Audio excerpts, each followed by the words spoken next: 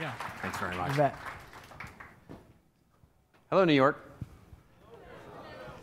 Okay, you guys are way too damn quiet for a search crowd. Come on now. I mean, you guys are like the golf thing, right? I mean, so is there going to be, there's like a big party tonight, right? This is what I understand? Yeah, so first note to self, when conductor calls you and says, we'd like you to speak and follow Seth Godin, the answer should be no. That was just wonderful. I of course, I'm a huge admirer of Seth's for a long time, and that was just wonderful. So I, too, am going to walk us through a little bit of a history lesson here and talk about marketing. But what I'm hoping to take away and leave you guys with is a little bit of the how. So if we are going to be artists, if we are going to do something extraordinary, remarkable, we work in big companies, many of us. We work in small companies, many of us. And to that extent, we have to actually make things work, the how. And this comes from a little bit of experience from what we've seen as some of the better practices in terms of how we can actually start to create some of that value as marketers, as change agents, as revolutionaries, if you will. So the title is Experience is the Seventh Era of Marketing, and I want to come back to that in a bit because it's really where I think we're going in terms of content and the way that we as marketers create value in our organizations, and where I think we're moving more broadly in marketing. If you're doing any live tweeting or anything like that, thank you. I'd like to connect with all of you. I've connected with some of you already. Would be very, very glad to connect with all of you, of course. And as Chief Strategy Officer, as I like to say for the Content Marketing Institute, I really have the second best job on the planet. The second best because my job, if you can really call it that, is to run around the planet and basically connect with all of you. And connect you at enterprise and small businesses and as well as startups to each other, the best practices of content marketing, and really help you operationalize content as a function. Content as something that works in the business, not just something that we kind of do on the side when no one is looking. And that's really my function. The first best job in the world is the one that you have. You are the ones who get to actually tell the stories. You are the ones who actually get to create the content, to actually make the business better, to tell those stories, the artisan, to use Seth's words. All right, so I want to start with this idea of how do we actually do this? How do we actually, if there's a lot of talk these days about us becoming media companies. You know, you see it all the time. We need to become like media companies. We need to become like publishing companies. We need to act like a media company. And you're starting to see a little bit of a backlash against that. And because they'll say, well, media companies don't talk about themselves. Well, yeah, they do, actually. I actually worked for a media company, and I was in marketing at a media company, and yeah, they do talk about themselves. They have the same problems we all do working in marketing. Their sales guys don't get it. They make PowerPoints on the side. They screw up all the leads that we give them. All of that stuff still works in a media company. We're just not in their target audience. So they do talk about themselves. What is meant by the fact that we need to become media companies is not that we need to market like media companies. It is that we need to treat content and the process of content as a function in the business in as strategic a way as they do.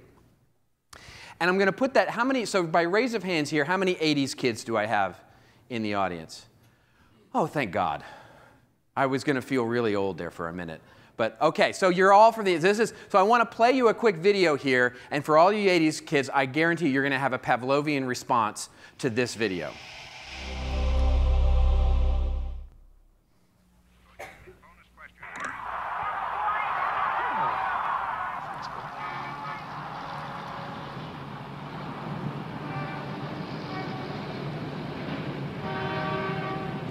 Right there it hit. That's where it hit.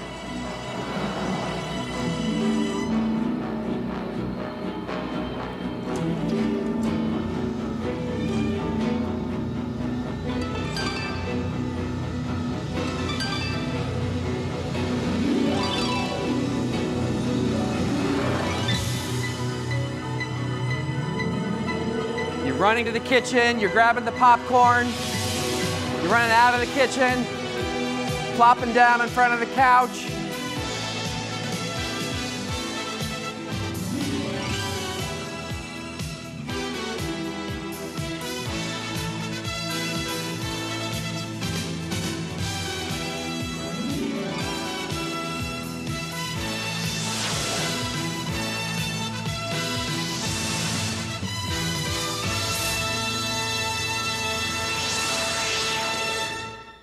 what's going to happen next? What happens next? I don't know, but it's awesome. Whatever it's going to be is going to be frickin' awesome.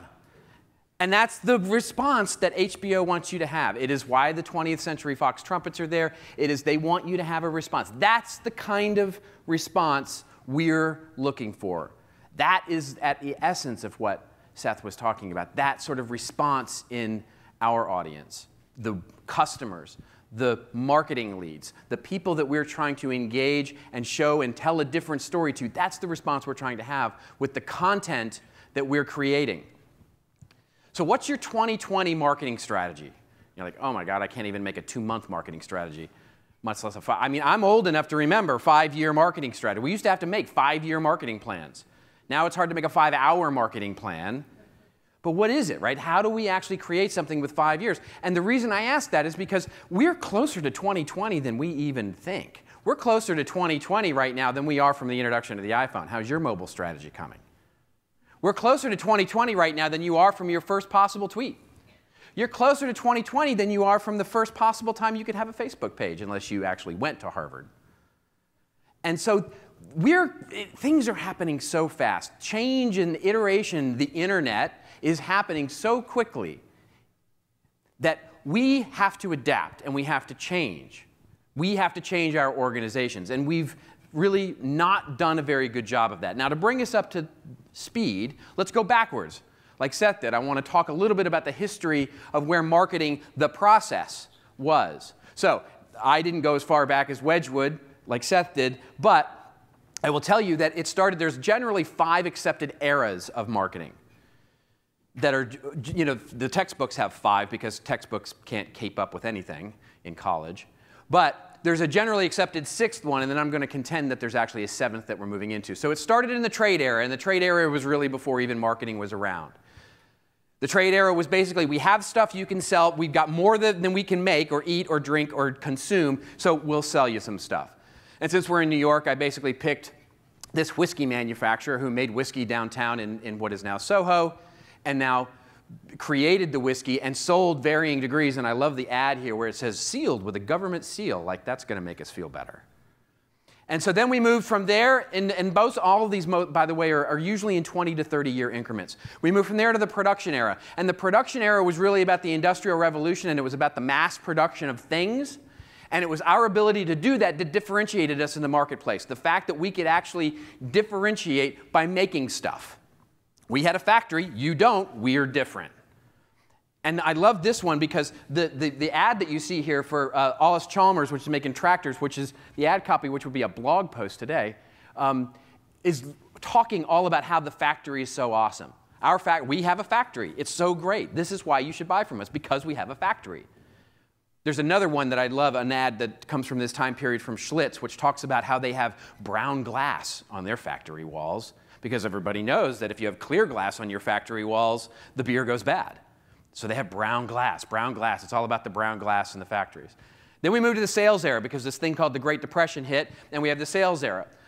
Willie Loman and Death of a Salesman. This was when we walked door to door and we were trying, it was all about price. I love this ad from this era for these tubes, radio tubes, where there is 17 different mentions of price here. Is it $57.50? No, it's 30 days free. No, it's 50% off. No, it's actually $27. No, it's actually $5. It's all about price. We were all about trying to drive price in an era when price was really all it was about.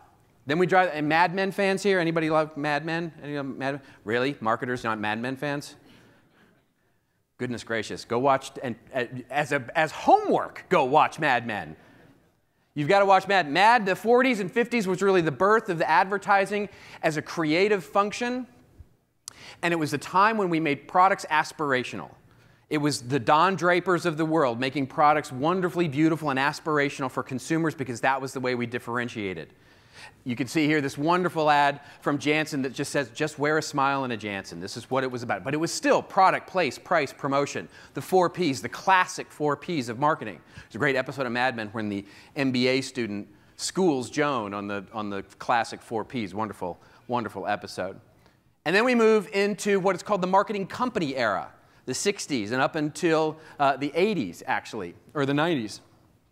Here we had global brands. It's when brands, company as brand promise became prevalent. Anybody remember the Tiger in Your Tank campaign which was Esso oil and then ultimately became Mobil oil? They had a thing, and this is not what you think it is. They had a thing, and I kid you not, for those of you who are not old enough to know this, you could buy this in a gas station. It's a tiger tail, by the way. You could buy it in a gas station and then tie it to your gas tank so that it would appear that you had a tiger in your tank. And people really did it. Like they drove around with the little tail hanging out of their tank because they had a tiger in their tank. The global brand as king.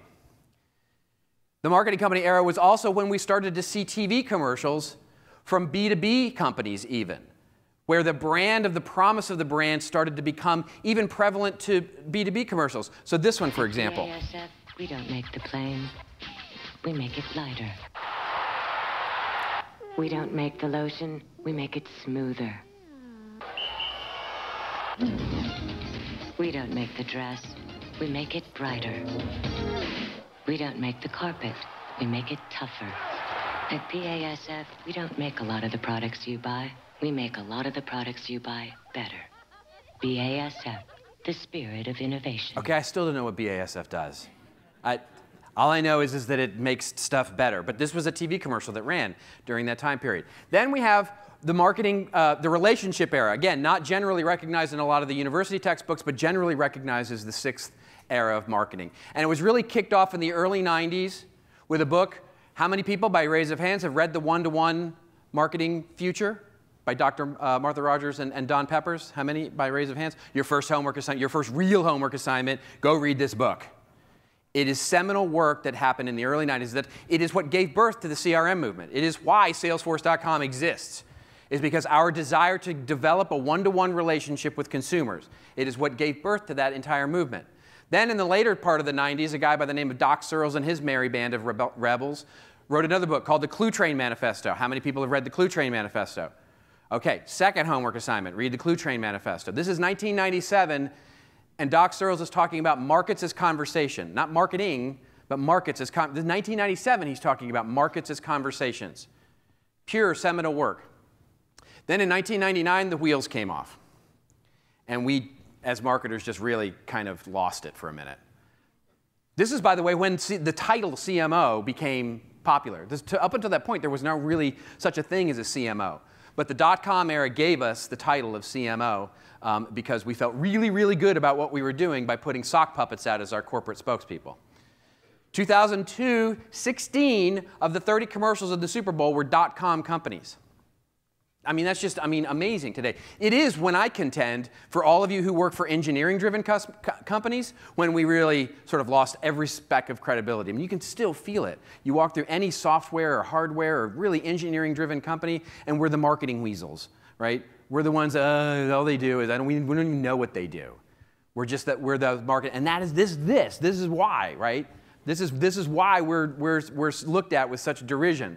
In fact, there was a Super Bowl commercial done by EDS, B2B company. This was a Super Bowl commercial in that same year. When you're running with these animals, the one thing you can never do is show fear.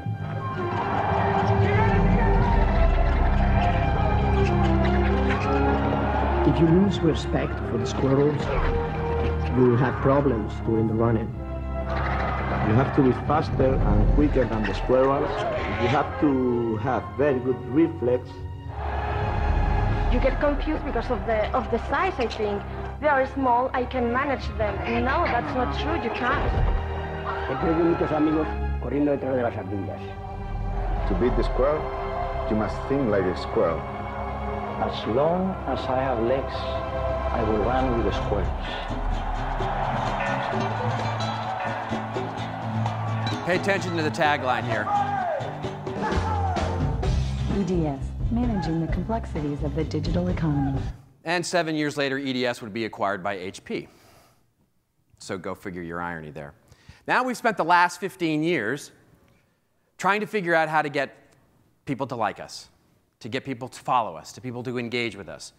And that is about deepening that relationship. We're trying to deepen the relationship by really attracting friends, to make customers our friends. And to borrow from Facebook's term, that relationship is at best complicated. And Facebook's certainly not making it any easier with the way that they're approaching the way that we communicate with those customers. So that has been the real focus over the last 7 years or so, is to try and develop that relationship through social media and get engagement as a focus of marketing.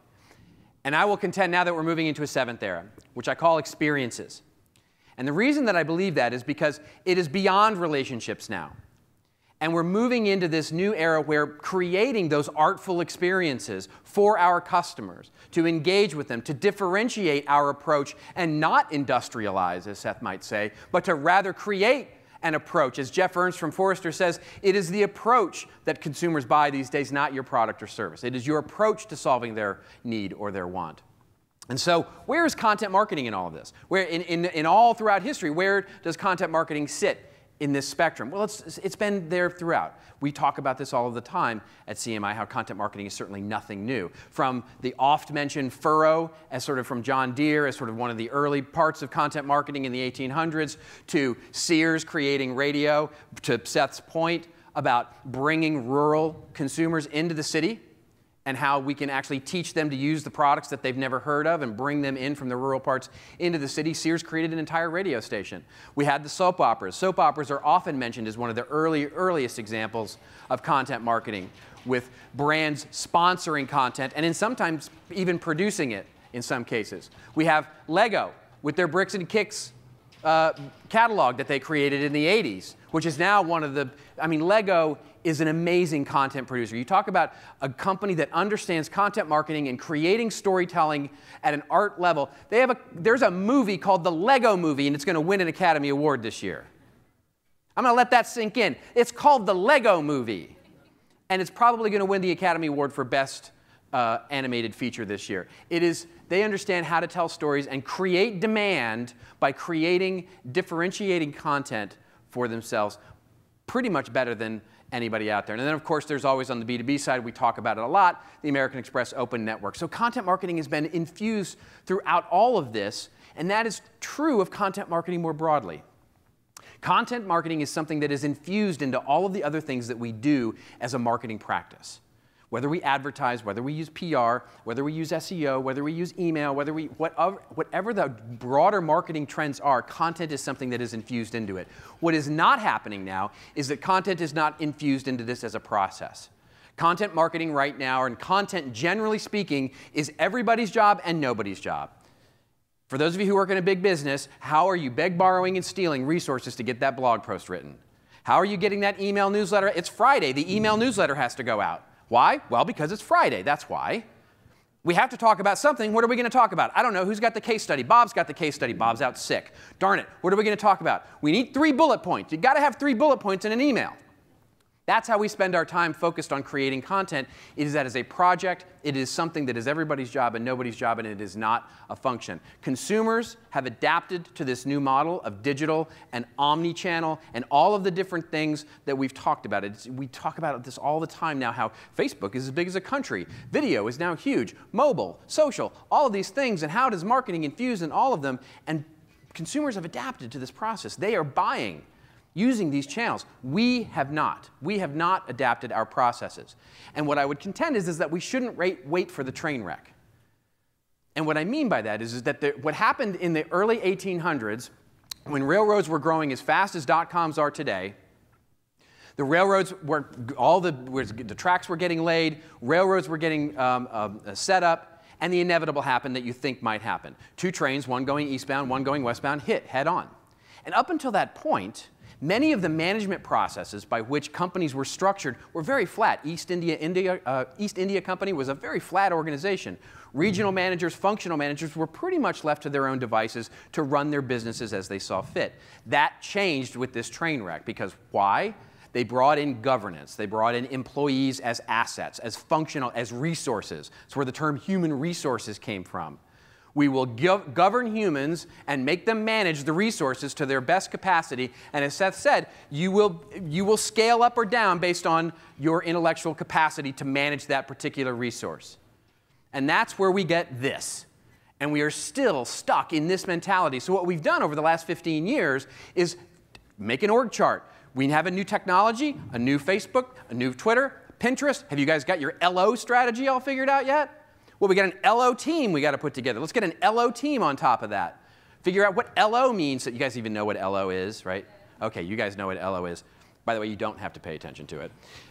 15, 16 years ago, Philip Kotler, one of my heroes in marketing, said, Professor Kotler, said in his book, Kotler on Marketing, marketing will need to be fundamentally re-engineered for this new e-business, as he said. This was the dawn of the internet.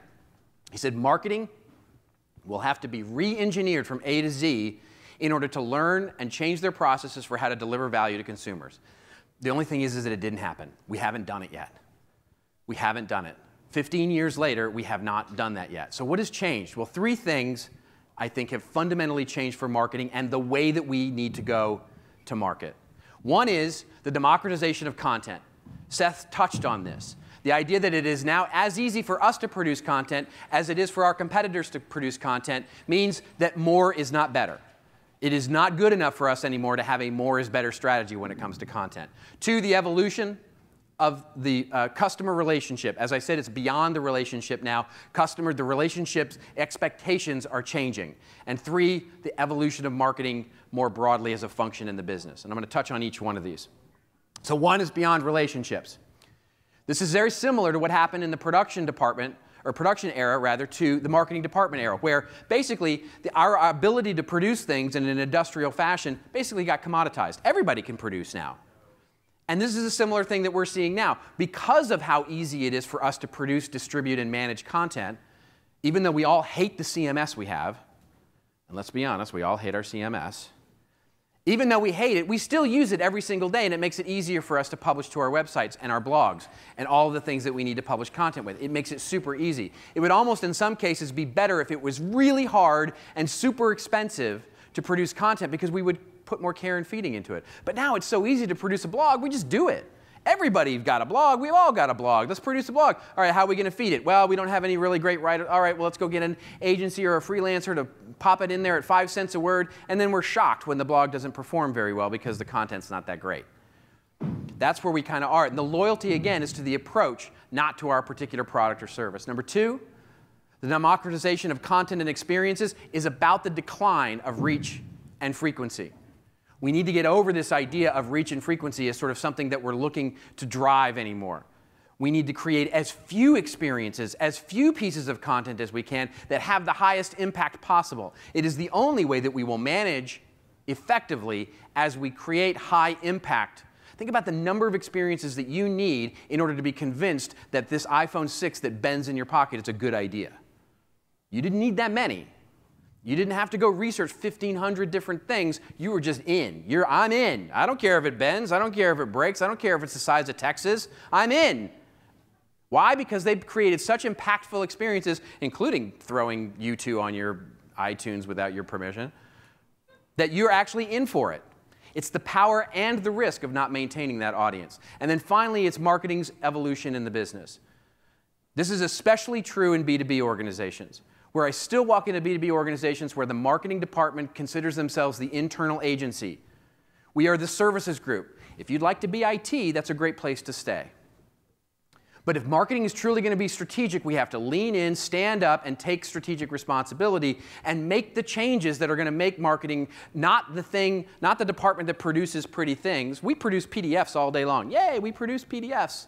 We produce PDFs like nobody's business. We produce them in blue and red and green. We produce them with different hero images. Why? Because sales asked for it.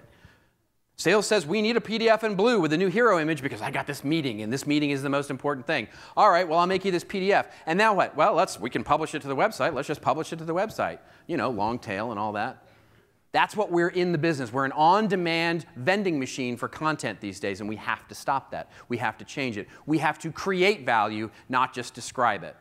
We have to be able to move beyond the skill set. We're good at that. We're good at creating headlines. We're good at creating value propositions. We're good at creating unique sales propositions. We're good at product, place, price, and promotion. We're good at it. We're trained at it. We've written that copy. We're absolutely great at persuasive content. But we're not trained, we're not proficient at creating differentiating value with content. We're not good yet at exercising the muscle of being a media company and creating content as a strategic function in the business. And that's what it needs to be. Peter Drucker, 60 years ago, said that there are only two functions in business: marketing and innovation. Only two: marketing and innovation. Everything else is costs. Marketing can be the unique distinguishing function of the business. That was 60 years ago he said that. And somewhere along the way, we've lost our way on that. So nothing and everything has changed. The sum of all that is that marketing, and thus content these days, can be the unique distinguishing function of the business. We can use content to go beyond the scope of our product or service and deliver value to our customers. We can do it. There are companies that are doing it, and they're doing it very well. We can delight audiences as a mean to evolve customers throughout the entirety of the funnel, from the first time they meet us to creating evangelistic customers, or tribes, as Seth might say, at the bottom of that funnel. And we can not only describe value, we can actually create it. So this is what we've learned over the last 3 years of doing this with brands of all sizes. The three things that we've learned: silos suck. They just do. But we're not going to de-silo the organization. We don't have enough psychiatrist couches in the company to figure out that part. But what we can do is we de-silo the content, make content a function across the different areas, and de-silo the content first. Make content a function in our business. That helps enormously. The other thing we've learned is that B2C and B2B are very, very different. Anybody who comes up and says B2C and B2B are the same because we sell to humans, that is wrong. They're different. The structures are different, the strategies are different, the approaches are different. They are very, very different from each other. And finally, owned media, the idea of owning media and becoming that media company, is the biggest challenge for both. So, just some research. This is the research that just dropped from CMI this week from a B2B perspective. B2C numbers are coming, but I can tell you they're very, very, very similar. So 90%, we're all doing it. We're doing content marketing. We're all doing it in pockets, in projects, as pieces of something that we're doing to try to optimize at marketing at our cubicle level. We're doing it, and we're doing it sort of well as a project. None of us feel very good about it. Only 34% of those we asked you guys, are you feeling very effective with content marketing? Said, yeah, I'm feeling pretty good about it. It's a spaghetti against the wall approach for most brands. Let's just throw it up there, see what works and see what doesn't, and we'll figure it out. That means measurement is really, really hard. B2C in this case lags B2B in confidence, and there's a reason for that, and it's because of a lack of a strategy and a process. So for the first year, we started trying to tie these things together by asking some very specific questions. Specifically, do you have a strategy and a process for content marketing? Do you document it? Do you refer to it? Do you actually use it? Only 40% even look at content marketing as an integrated process in their organization. The ones that have an effective content marketing have a documented strategy, 60% to 7%. So in other words, if you feel good about your content marketing, you're part of that 60% that has a documented strategy and a process to make this work. If you're not feeling great about it, you're probably part of the 7 that doesn't. And here's the spaghetti. We're using an average of 12 different tactics today. We're throwing content out there. Pinterest, we got to have a Pinterest strategy. It's a Pinterest. We got to have Pinterest. I don't know why we'd use it, but let's get a Pinterest going. We have a Facebook page. Why? Because everybody has a Facebook page. Let's get a Facebook page going. We have 10 people in the company and 9 likes. All right, great. We can't get Sally to like us. That's the challenge. And that's where we're at. Every department these days has their own sort of strategy in terms of content, and we're throwing it against the wall. What's the result? We're still operating from the 4 Ps of reach and frequency. We're mistaking fast for quick. Fast is a measure of time, quick is a measure of speed. And that's the idea. We need to be not everywhere, but anywhere we need to be. We need to start moving. You've all heard it, the agile methodologies, the lean startup methodologies, all these different things. They're all great. Go find one of those that works for your business and figure out how to become more agile, not faster, not pressure. It's not about being omni-channel. It's about being where you need to be to delight and engage your customers. And that gets us to the how, which is if you can't describe what you're doing as a process, you don't know what you're doing. That's not me, that's William Deming, who really created the whole idea of modern methodologies in terms of marketing processes and ideas of the Toyota way and all sorts of different ways of managing a project in a business and a process in a business. So let's get to that. We've created a model here called content creation management. How do you actually make content an operating function in the business? I know this is an eye chart. You will get these slides for sure. But how do we actually do that? We've actually created a methodology. I call them better practices, not best practices, because they're not best. They may never be best practices, but they're better because they're synthesized in terms of what is working today, what we see working today in enterprises to make content a function. It starts with create. Inspire, recruit, and plan. The three major steps in that phase. The idea here is that you've got to build an army in the organization first before you go figure out the form. Facts don't change beliefs. You can walk around and talk about business case and how this is going to work, and statistically it's going to be awesome. You may even get permission to do some skunkworks thing, but if you don't change the way that you do business, you'll ultimately end up failing at some point. This is the classic Homer Simpson. Just because I understand doesn't mean I care. I worked with one music retailer, a music retailer who did this. They started a thing. They said, this is great. We're going to do this video series. It's going to be awesome. And they did it, and it produced great results. And they went to their bosses and went, see this project? It was so great. We want budget to do that project again. And the bosses went, no, that's not how we do business here. Go send out some more coupons. Go send out more Google ads with coupons for 10% off, because that's how we do business. The facts didn't change the beliefs. They didn't get the beliefs changed before they actually went and asked for the form. So that's the first piece of this. Inspire the revolution. Inspire your cross-functional comrades in arms to figure out that I'm in for content as a cross-functional process. I'm in for, even if you have to start a project as a skunkworks on the side without asking permission, go ask forgiveness rather than permission. Go do that, but inspire first. And then the ask is not for the project. The ask for ROI, or the ask for the budget, is for the process of content as a function, not for the project. So there's multiple ways to do this. You can manage and curate, right? Create a management and creation or curation structure within that function first. If you're doing that kind of thing, you can do the integrate and communicate, right? Integrate everything together and then communicate how you're all integrated together first. You can go execute something as a skunkworks project and then point to it, and then go get immediate buy-in from your comrades, and then go build permission to go build the business case. So an example of this, great example of this, is what, it was funny that the UPS was mentioned earlier. They are actually a client. And they did actually an interesting thing. They've got an amazing thought leadership program going on there. And what they did was they built the function and went out to each individual group, marketing, branding, all these different areas, and then built their comrades and said, this is what we're doing in thought leadership as a thought leadership group. This was the PR and communications group. And said, this is what we want to do. Are you in? Will you help us? And they said, yes, we're in. So then when they went and built the case to the CEO, they said, this is what we want to do, and marketing's in, PR is in, social is in, all these teams are in. We just need permission for the process and to change people's job descriptions and to be able to do this. And they got permission to do that. So now it's a process, and it's a recognized function. It's real. People actually have to report to it. San Francisco Travel, another company that we had the wonderful pleasure to work with, did the exact same thing. They actually got together, everybody in a room, and figured out who was going to actually take responsibility for content first, before they went to the bosses. They said, I'm going to take care of this. We're going to build a center of excellence. We're going to do an editorial board. We're going to figure out the stories in here, and then we're going to propagate it out to you guys, and you'll execute in all of your different silos. Then they went with a business case for the process of content. And the wonderful thing is that when they got approval for that, all of these people who had to execute weren't overwhelmed. They weren't like, I can't take on more work, because they'd already built in the permission for that. So then it's time to organize.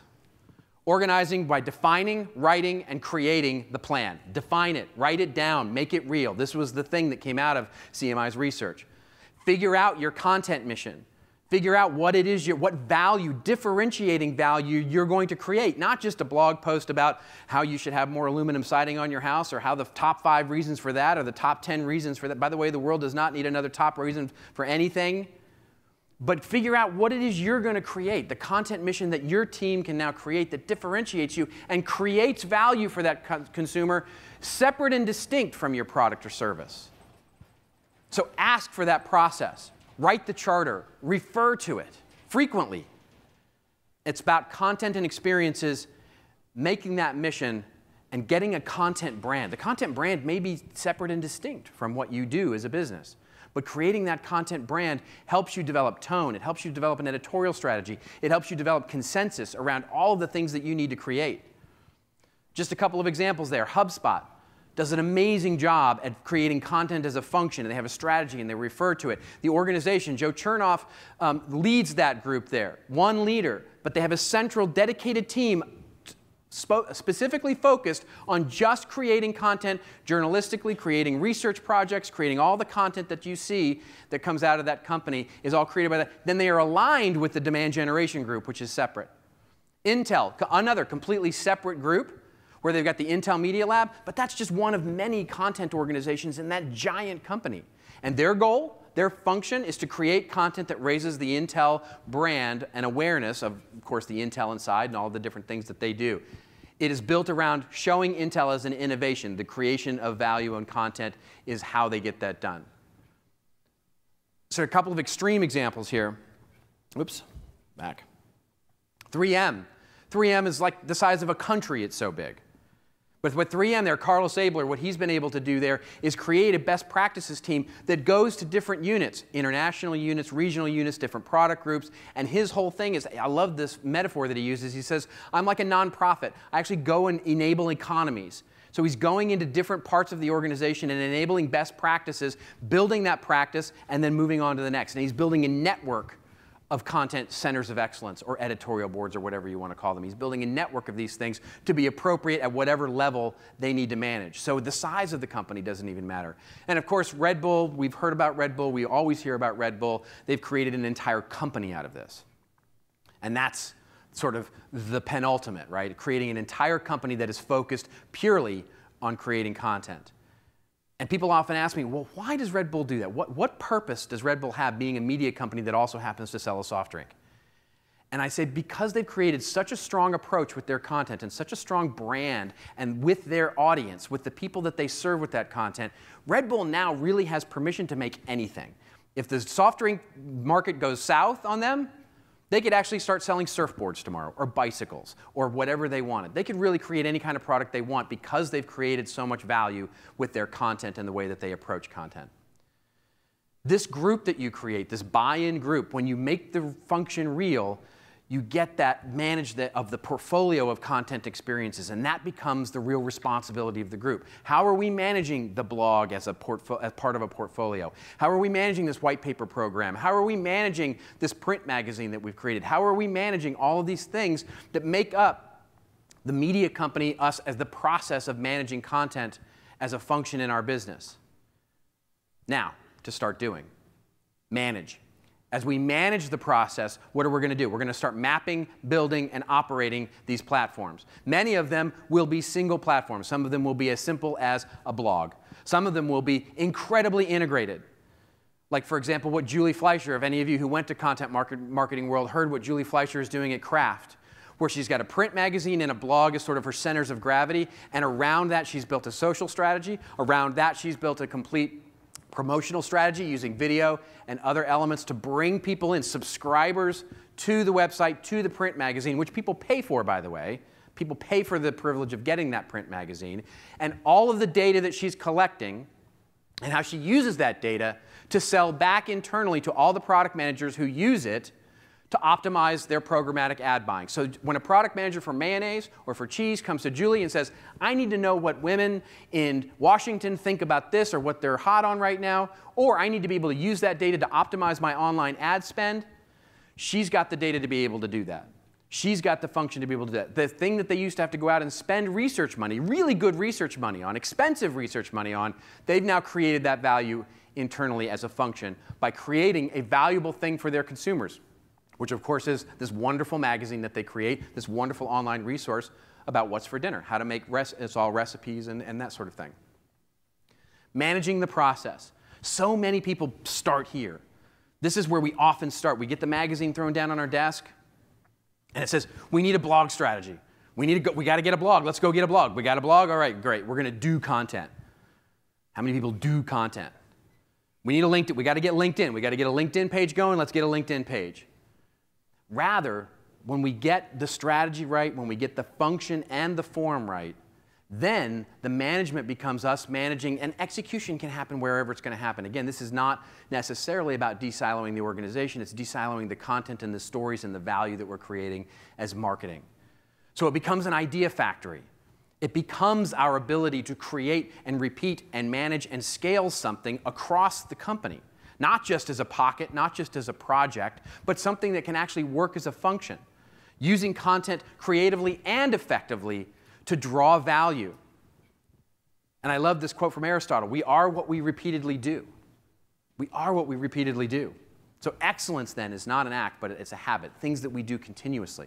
Getting good at content is not about one-off. Getting good at content is the process that drives that. And then finally, measuring. Every time I hear that, it's like, I'm from California, and it's just, I'm like ready for the whole building to come down. I'm just saying. Anyway, so measurement, last little bit. Assess, evaluate, and balance. So of course we're going to assess. Of course we're going to evaluate the portfolio of projects and the content projects and initiatives that we have created. And then we're going to balance that portfolio. We're going to make sure that the thing that we created at the top of the funnel that's supposed to drive leads down isn't screwing up the lead nurturing program that we have deeper in the funnel, because it may have direct effect. I worked with one company where they drove leads in. They thought the process was that sales guys weren't informing customers about their differentiating capabilities and thought leadership and all this stuff about all the wide variety of products that they had. They thought that was the problem. The real problem was, when they actually looked at it, that they weren't just pouring enough stuff in the top of the funnel. They just weren't, and so they started to educate customers at the top of the funnel about the breadth of their product suite by educating them about all these amazing things that they could differentiate on, how to do this better, how to do that better, and creating all these wonderful thought leadership programs. And it worked.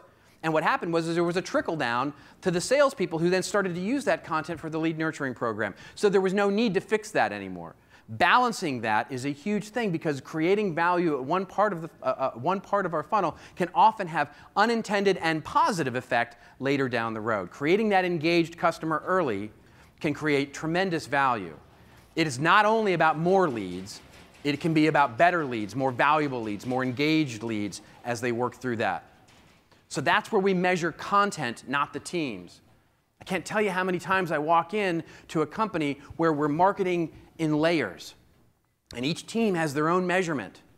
One company in particular, they had this great, amazing magazine. Content marketing was going to be beautiful, created amazing value, awesome content. They got wonderful writers, beautiful photography that was just gorgeous. They spent tens and hundreds of thousands of dollars on this thing. And they rolled it out, and they went to the web team, and they go, hey, web team, we've created this amazing blog. We just need a big button on the website to say, click here to go to the blog. And the web team goes, no. And they go, wait, why? Well, see, I get bonused on how much traffic I get.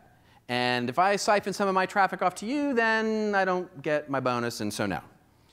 Okay, so they go to the social team, and they say, social team, hey, social team, can you just post some of your Facebook on our blog post, because we just launched this new thing? The social team goes, no, I don't think so. Because here's the thing, if I post a picture of a cute kitten with a caption that says, hang in there, baby, I get like 100 likes. And if I post your blog post, I get like 10. And I get bonused on engagement, because we all know likes equal engagement, right? And I get bonus on engagement, so no. And so this is where we are. We're sometimes at cross purposes with one another in terms of measurement and how content is affecting the business. So we can evaluate a portfolio of experiences as we move through this if we have content as a function that has a form in that. The buyer's journey is no longer a guided tour, folks. What we create are experiences that are separate and discrete from one another, and we want to have as few as possible that have the highest impact that we can. Awareness experiences, nurturing experiences, loyalty experiences. This is what drives results, and it differentiates and creates value for us. It is not if, it is how content will affect the business. If you're looking for a business case of if content will affect the business, it isn't. It's about how it will. You're already, I guarantee, no matter what business you're in, you're producing exponentially more content than you were last year, and you will the year before that, and you will next year. So content can either be this byproduct of an on-demand, us typing, producing more on-demand PDFs and more emails and more crap that goes out there, or content can be the differentiating thing that we actually use to strategically position us for the future. That is the fork in the road for me as I look forward. Content can either be differentiating, or it can be this byproduct that weighs us down and keeps us sort of slogging away at content for for forever, pretty much. And the last thing I'll say is that Jack Welch said it best. When we look at change inside the company versus what's going on outside, and we all know how fast things are changing outside, when the rate of change exceeds on the outside as it does on the inside, the end is near. And if you need a business case, that's it. There's more information if you're interested in content creation management in terms of the process, the methodology, the more details of that than I certainly had time to go through today. Go to seventheraofmarketing.com. There's a free set of chapters of a new book that I've written with the incomparable Carla Johnson that's available to you. No registration, nothing like that. Just download the book and enjoy it. If you don't enjoy it. I want to thank you so much for your time. And I really, truly appreciate it. I don't know if I have time for questions or not, but if not, I'm around for a little bit, and I would love to connect with you all. So thank you very much for your time.